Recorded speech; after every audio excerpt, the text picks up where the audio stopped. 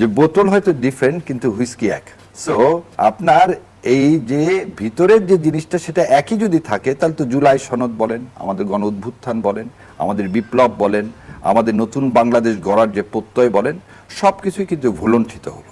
অনিয়মতান্ত্রিকভাবে audit কিংবা কোনো জবাবদিহিতা ছাড়া কোনো বেসরকারি সংগঠন সবার কাছ থেকে এইভাবে চাঁদা তুলতে পারে না। সংগঠন তার সদস্যদের কাছ থেকে চাঁদা নিতে পারে মাসিক ভিত্তিতে অথবা ষান্মাসিক ভিত্তিতে অথবা বাৎসরিক ভিত্তিতে, কিন্তু দৈনিক ট্রাক চলাচল করলে বা পরিবহন চলাচল করলেই যে চাঁদা তোলা হয় সেটা কোনোভাবেই সমঝোতার ভিত্তিতে নয় এবং সেটা নৈতিক নয়, সেটা অবশ্যই অনৈতিক এবং সেটা এক্সটর্শন, চাঁদাবাজি।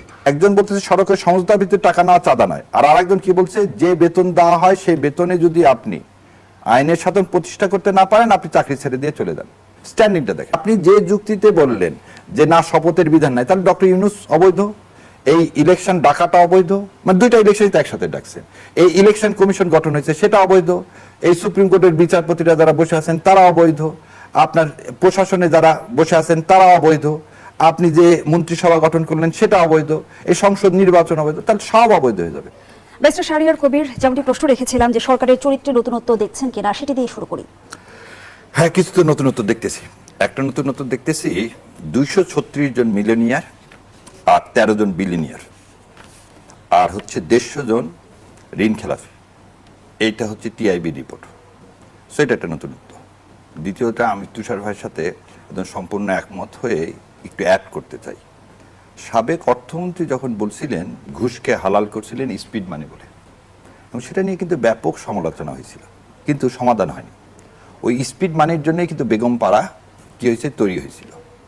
আজকে সড়কে সমঝোতার ভিত্তিতে টাকা নেওয়া চাঁদা নয়, আবার বলছি সড়কে সমঝোতার ভিত্তিতে টাকা নেওয়া চাঁদা নয়। আপনি সড়ক সমঝোতা পাচ্ছেন কোথায়? সড়ক তৈরি করার জন্য আপনাকে দুইটা ট্যাক্স দিতে হয়। একটা হচ্ছে কি, আমি যার যার গাড়ি আছে তারা একটা ট্যাক্স দেয়, রোড ট্যাক্স বলা হয়। আমি রোড ইউজ করি সেজন্য সরকারকে আমি ট্যাক্স দেবো, সেটা হচ্ছে রোড ট্যাক্স। আর একটা ট্যাক্স দেওয়া হয় মিউনিসিপ্যাল কর্পোরেশনকে, আমরা একটা ট্যাক্স দিই বা সিটি কর্পোরেশনকে ট্যাক্স দিই। আপনি ট্যাক্সের বাইরে, এবং বলা আছে কনস্টিটিউশনে ট্যাক্স ইম্পোজ করার একমাত্র মালিক হচ্ছে কে, সংসদ। এই সংসদের বাইরে আপনি যখন বলবেন সমঝোতার ভিত্তিতে টাকা নেওয়া, মানে এই যে কি বলবো, যে আউটসাইড যে কোনো কিছু যদি আপনি কম্প্রোমাইজ করে নেন তাহলে সেটা কি হয়ে যাবে, লেজিটিমাইজ হয়ে যাবে, তাহলে আপনার আবার বেগমপাড়া তৈরি হবে। সো এই একটা উর্দুতে মানুষ অনেকে বলতো, ওটা বাংলায় বলে, আমরা ইংল্যান্ড থেকে শিখছি, যে বোতল হয়তো ডিফারেন্ট কিন্তু হুইস্কি এক। সো আপনার এই যে ভিতরের যে জিনিসটা সেটা একই যদি থাকে তাহলে তো জুলাই সনদ বলেন, আমাদের গণ অভ্যুত্থান বলেন, আমাদের বিপ্লব বলেন, আমাদের নতুন বাংলাদেশ গড়ার যে প্রত্যয় বলেন, সব কিছুই কিন্তু ভুলণ্ঠিত হলো। এবং আর একটা জিনিস দেখেন, যে মাননীয় প্রধানমন্ত্রী উনি তার প্রথম দিনের ভাষণে বলেছিলেন যে বিচার কি হবে, আইনের প্রতি সবাই শ্রদ্ধাশীল হবে, এটা বলেছিলেন। ওনারা প্রথমেই শপথ গ্রহণের দিনই সকালবেলায় সেটার ব্যত্যয় ঘটালেন। আর ভাই যে কথা বলছে, আমি এই কথাতে একটু অ্যাড করতে চাই, সেটা হচ্ছে যে উনি আরিচা গেছিলেন ইয়াতে, আরে আরিচা রোডটা 4 ঘন্টা বন্ধ ছিল, উনি যেটা জানার পরে স্মৃতিসৌধে যাওয়ার জন্য, তারপর উনি বললেন যে না, রাস্তা বন্ধ থাকবে না। ব্রিটেনের প্রাইম মিনিস্টারকে রাস্তা বন্ধ করে একসময় সে আসতো, তখন ওনাকে প্রশ্ন করা হয়েছিল যে আপনি এই রাস্তা বন্ধ করতে পারেন না। উনি বললেন হ্যাঁ ঠিক আছে, রাস্তা বন্ধ করবো না, আমি সাধারণের মতো আসবো, তো আমি যত সেকেন্ড লেট হবো এই দেশটা তত সেকেন্ড লেট হয়ে যাবে। কারণ উনি ধরে নেন একটা কথার কথা বললাম, 4টার সময় মিটিং, আমরা কোনো জায়গায় 2 ঘন্টা আগে যদি ওনাকে বের হতে হয় তাহলে এই 2 ঘন্টা রাষ্ট্রের জন্য অপচয়, কারণ এই 2 ঘন্টা হচ্ছে তার সিদ্ধান্ত নেওয়ার সময়। সেই জন্য এগুলো হচ্ছে সস্তা জনপ্রিয়তা, যে তিনি লাইটে দাঁড়াবেন এবং তারপরে সে কনভয় নিয়ে যাবেন, নিরাপত্তার চেয়ে আমার কাছে মনে হয় এটা তার সস্তা জনপ্রিয়তা। দ্বিতীয় কথা, আপনাকে একদিন মাত্র আপনি সচিবালয়ে যান, তাছাড়া তো আপনার ঢাকা শহরে মুভমেন্ট করার কিছু নাই।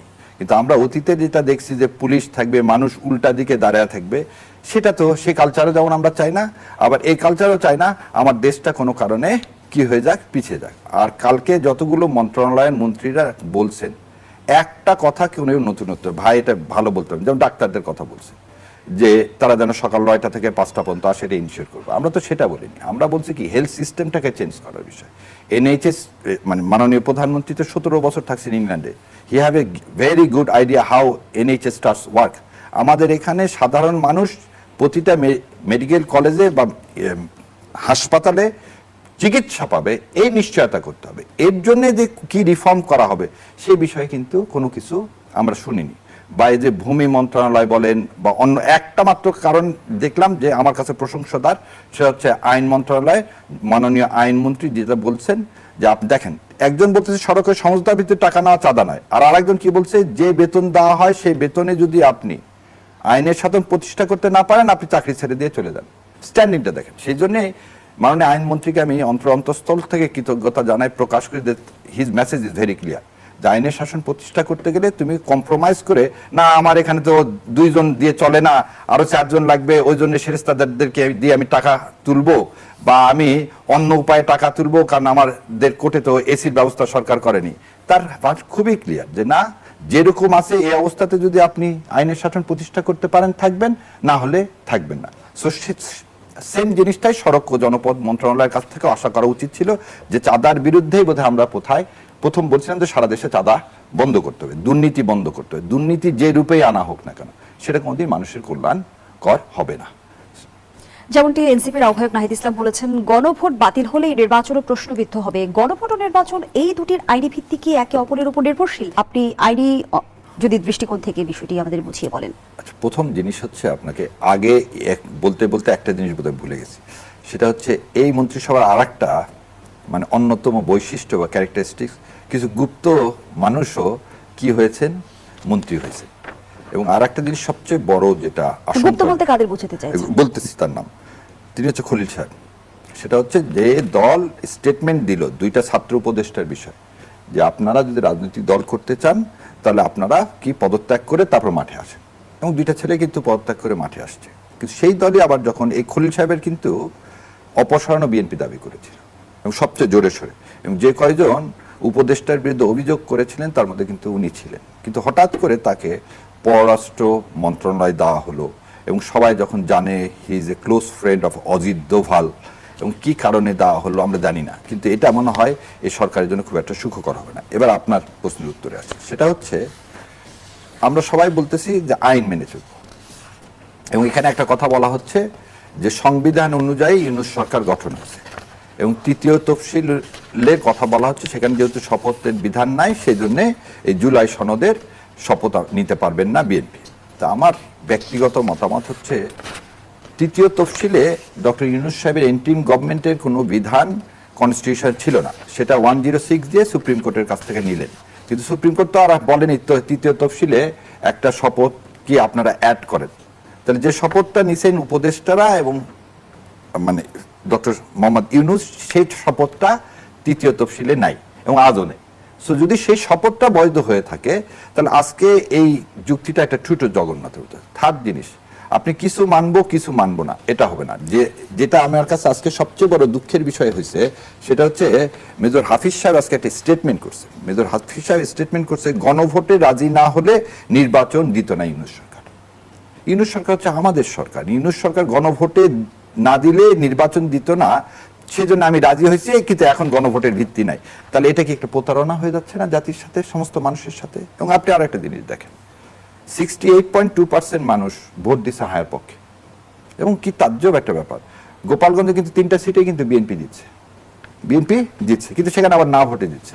তার মানে বিএনপি যে হায়ের পক্ষে কখনো ছিল না, আজও নাই, অতীতেও ছিল না, ভোটের আগেও ছিল না। এই কথা যখন আমরা বলতাম অনেকে রাগ করতো। পার্বত্য চট্টগ্রামেও কি বিএনপি জিতছে, কিন্তু না ভোট জিতছে। তার মানে কি বিএনপির যারা ভোটার তারা কিন্তু হ্যাঁ ভোটে ভোট দেয়নি। তাহলে হ্যাঁ ভোটে কারা ভোট দিলেন? হ্যাঁ ভোটে সাধারণ মানুষ, যারা কি জন্য দিলেন? জুলাই সনদকে বাস্তবায়নের জন্য। তাহলে আপনি 68%, আপনি পাইছেন 51%। তাহলে আপনি 68% লোকের যে মতামত, তাকে কি আপনি সমর্থন করবেন না সম্মান প্রদর্শন করবেন? এটাই তো গণতন্ত্রের নিয়ম। আর আপনি যে যুক্তিতে বললেন যে না শপথের বিধান নাই, তাহলে ডক্টর ইউনূস অবৈধ, এই ইলেকশন ডাকাটা অবৈধ, মানে 2টা ইলেকশন তো একসাথে ডাকছে, এই ইলেকশন কমিশন গঠন হয়েছে সেটা অবৈধ, এই সুপ্রিম কোর্টের বিচারপতিরা যারা বসে আছেন তারা অবৈধ, আপনার প্রশাসনে যারা বসে আছেন তারা অবৈধ, আপনি যে মন্ত্রিসভা গঠন করলেন সেটা অবৈধ, এই সংসদ নির্বাচন অবৈধ, তাহলে সব অবৈধ হয়ে যাবে। ডক্ট্রিন অফ নেসেসিটির কারণে যদি জিয়াউর রহমান সাহেব সিএমএলএ থেকে রাষ্ট্রপতি হিসেবে শপথ নিয়েছিলেন, সেটাও কনস্টিটিউশন ছিল না, কিন্তু সেদিন সে এ দেশকে রক্ষা করার জন্য নিয়েছিলেন। ডক্টর মোহাম্মদ ইউনূসকে আমরা সবাই মিলে বসাইছি, তখন সংবিধানের বালায় ছিল না। আজকে এই ইলেকশনটা হতে হবে গণতন্ত্রের জন্য, সেটাও আমরা করেছি। সো আপনি মেনে নিয়ে যখন ভোট করছেন তখন, এবং আরো একটা জিনিস দেখেন, এইটা এই 25 তারিখে আসছিল গণভোটের, এটা যদি আপনি আদেশটাকে ইলিগালি ভাবতেন তাহলে আপনি রিট ফাইল করতেন, করে চ্যালেঞ্জ করতেন। ভোটের পরে কেন বললেন যে না, ওটা আমি একটা চাণক্য পলিসি নিছিলাম, ভোট হয়ে যাক তারপর আর আমি এটাকে অস্বীকার। ধন্যবাদ জানাচ্ছি ব্যারিস্টার শাহরিয়ার কবির। জনাব আব্দুল লুৎফ স্যার, কি বলবেন? এত তাড়াতাড়ি সরকারের চরিত্রে নতুনত্ব আবিষ্কার করা যাবে না। সংসদ অধিবেশন আহ্বান হলে তাদের সাংসদদের বক্তব্য শোনার পর, তাদের বিভিন্ন মন্ত্রীর এবং মন্ত্রণালয়ের কাজকর্ম দেখার পর, তাদের সিদ্ধান্তগুলি যখন আমরা পর্যালোচনা করতে শুরু করব, তখন নতুনত্ব অথবা পুরনত্ব ধরা পড়বে। তবে একটি বক্তব্যে আমি একটু দুঃখ পেয়েছি বা আশাহত হয়েছে, সেটি হচ্ছে যে পরিবহন সংক্রান্ত বিষয়ে মন্ত্রী তার প্রতিমন্ত্রীদের উপস্থিতিতে বলেছেন যে সমঝোতার ভিত্তিতে আদায় করা চাঁদা চাঁদা না, এবং মালিক শ্রমিক সমঝোতার ভিত্তিতে যে চাঁদা আদায় করে সেটা কল্যাণে ব্যবহৃত হয়। সমঝোতার ভিত্তিতে এটাও বলেছেন যে এই চাঁদা কল্যাণে ব্যবহৃত হয়। আবার এটাও বলেছেন যে সাধারণত সরকারি দলের সমর্থিত যেসব শ্রমিক সংগঠন থাকে তারা একটু আধিপত্য বিস্তার করে, এই কথাগুলো তিনি বলেছেন। আমার কাছে মনে হয়েছে এগুলো তো পুরান কথা। চাঁদাবাজদের উৎসাহিত করবে কি? উৎসাহ পাবে কি না এটা জানি না, কিন্তু এই বক্তব্য পুরনো সেই নিয়মকেই স্থাপিত করেছে যে এগুলো ছিল, এগুলো আছে, এবং এগুলিকে উনি চাঁদা বলে মনে করেন না। এই জিনিসটা আমাকে দুঃখ দিয়েছে। এগুলো অবশ্যই চাঁদা। অনিয়মতান্ত্রিক ভাবে অডিট কিংবা কোনো জবাবদিহিতা ছাড়া কোনো বেসরকারি সংগঠন সবার কাছ থেকে এইভাবে চাঁদা তুলতে পারে না। সংগঠন তার সদস্যদের কাছ থেকে চাঁদা নিতে পারে মাসিক ভিত্তিতে অথবা ষান্মাসিক ভিত্তিতে অথবা বাৎসরিক ভিত্তিতে, কিন্তু দৈনিক ট্রাক চলাচল করলে বা পরিবহন চলাচল করলেই যে চাঁদা তোলা হয় সেটা কোনোভাবেই চাঁদা না। সেটা কোনোভাবেই সমঝোতার ভিত্তিতে নয়, এবং সেটা নৈতিক নয়, সেটা অবশ্যই অনৈতিক, এবং সেটা এক্সটর্শন, চাঁদাবাজি। এই চাঁদাবাজি হচ্ছে পরিবহন খাতের একটি বৃহৎ দুর্নীতি, এবং সমঝোতার ভিত্তিতে উনি যে বলেছেন এই বিষয়টি নিয়ে আমি এই জন্য আরো দুঃখ পেয়েছি যে যখন সিন্ডিকেশন হয়, অর্থাৎ চিনির দাম বাড়ানো হয়, পেঁয়াজের দাম বাড়ানো হয়, তেলের দাম বাড়ানো হয়, বলে যে কিছু লোকজন সংঘবদ্ধভাবে সিন্ডিকেট করে জিনিসপত্রের দাম বাড়াচ্ছে, তাহলে সমঝোতার ভিত্তিতে যদি চাঁদা নিলে সেটা চাঁদা না হয়, তাহলে সিন্ডিকেট করে যদি জিনিসপত্রের দাম বাড়ায় তাহলে কি সেটা সিন্ডিকেট হলো? ওনারা তো সমঝোতার ভিত্তিতে করেছেন, তাই না? দিনের শেষে এই পয়সাগুলি সাধারণ জনগণ দেয়, দ্রব্যমূল্য বাড়ে, অনিয়মতান্ত্রিক আচরণ বাড়ে, এই চাঁদাবাজি নিয়ে দখল বেদখল বাড়ে, এমনকি চূড়ান্ত ক্রাইম বা ক্রিমিনাল কাজকর্ম হয়। তাহলে আমার কাছে মনে হয় যে উনি যেটা বলেছেন এটা অনেকটা এবং বলা হচ্ছে যে সরকারের সামনে পাহাড় সম চ্যালেঞ্জ রয়েছে, সেই চ্যালেঞ্জ মোকাবেলা করতে চ্যালেঞ্জ পাহাড় নাকি পিঁপড়া এটা কোনো ইম্পর্টেন্ট বিষয় না। সরকারের সামনে যা থাকবে সরকারকে সেটাই মোকাবেলা করতে হবে। অতএব পাহাড় সম রয়েছে অথবা পিঁপড়া সম রয়েছে তাতে কি? যেভাবে মন্ত্রিসভা গঠন হলো সেখানে নতুনত্ব দেখছেন কি? না, সেখানে তো নতুনত্ব আছে। সেখানে তো অধিকাংশ আছেন যারা, মানে অনেকেই আছেন যারা প্রথমবার এমপি হয়েছেন, তো এটা নতুন না। 24 প্রতিমন্ত্রী সবাই নতুন। হ্যাঁ, তো এটা নতুন না, নতুনত্ব তো অবশ্যই আছে। নতুন মানুষ এসেছেন, হয়তো নতুন চিন্তা আসবে। এটার জন্য তো আমি বলেছি যে সরকারের নতুনত্ব বিবেচনা করতে গেলে এখনই বলা যাবে না, এটা একটু ধীরে বলতে হবে। তবে আজকের বক্তব্যটা নতুন না, বরং এইটা আগের চাইতেও আমি বলবো যে একটা পর্দাহীন বক্তব্য হয়েছে, এটা ঠিক হয় না।